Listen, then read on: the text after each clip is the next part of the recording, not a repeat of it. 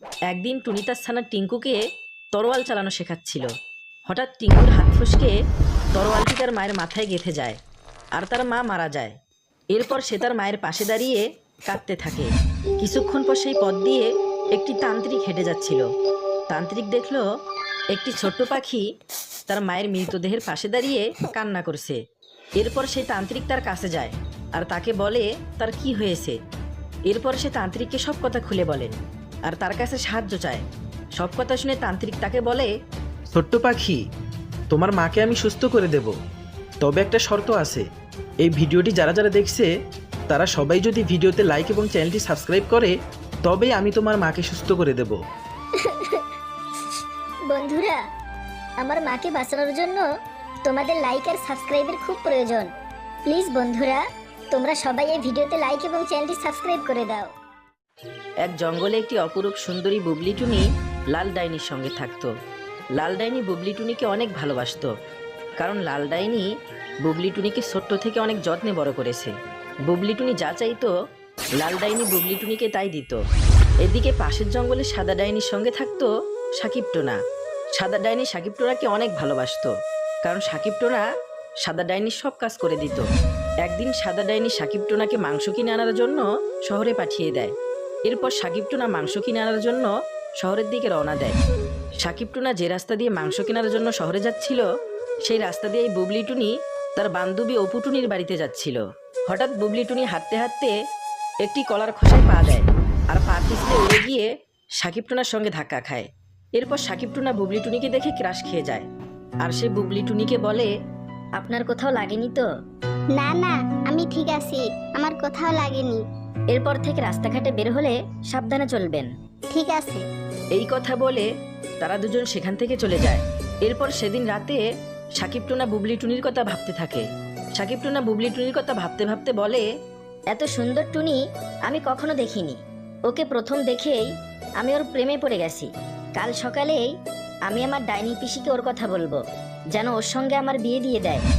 এরপর পরের দিন সকালবেলা সাকিব টোনা তার ডাইনি পিসিকে সব কথা খুলে বলে।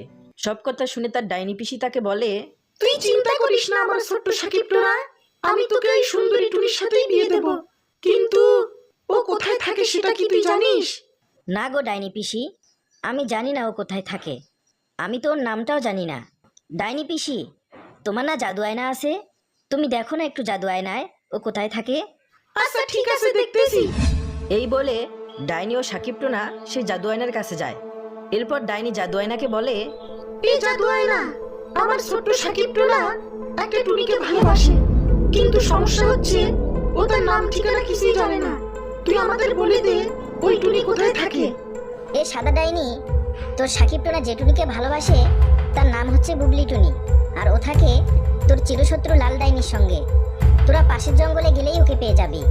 জাদু আয়নার মুখে লাল ডাইনির কথা শুনে সাদা ডাইনি সাকিব টোনাকে বুবলি টুনির সাথে বিয়ে দিতে অস্বীকার করে। কিন্তু সাকিব টোনা সাদা ডাইনির কাছে অনেক কান্নাকাটি করে। সাকিব টোনার কান্না দেখে সাদা ডাইনির অনেক মায়া হয় আর সে লাল ডাইনির কাছে বিয়ের প্রস্তাব নিয়ে যাওয়ার জন্য রাজি হয়।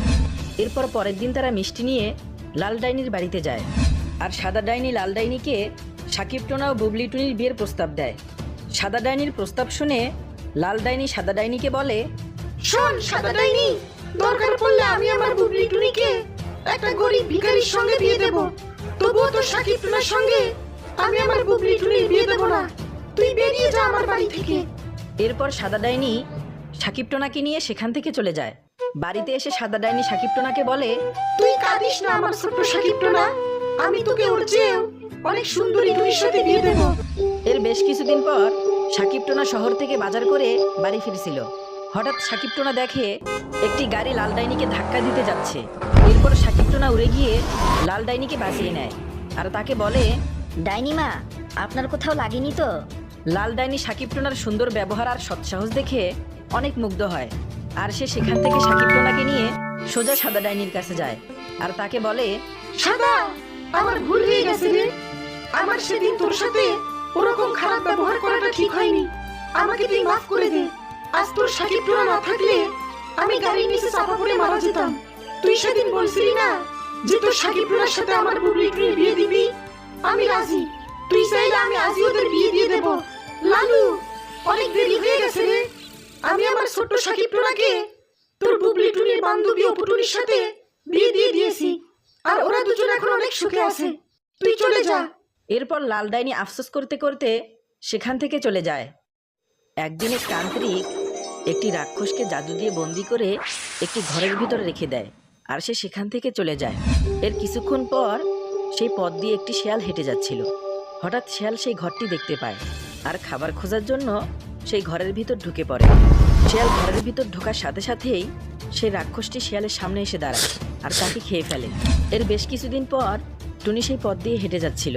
টুনি ছিল খুবই গরিব, তার কাছে থাকার মতো কোনো ঘর ছিল না, তাই সে ঘরটি মাথায় করে নিয়ে বাড়িতে চলে যায়। এরপর সেদিন রাতে টুনিও তার ছানারা সেই ঘরে ঘুমিয়ে পড়ে, আর হঠাৎ মাঝরাতে সেই রাক্ষসটি এসে টুনি ছানাদের খেয়ে ফেলে, আর টুনিকে বলে, টুনি, এই ভিডিওটি যারা যারা দেখছে তারা সবাই যদি ভিডিওতে লাইক এবং চ্যানেলটি সাবস্ক্রাইব করে, তাহলে আমি তোর সন্তানদেরকে আবার তোর কাছে ফিরিয়ে দেব।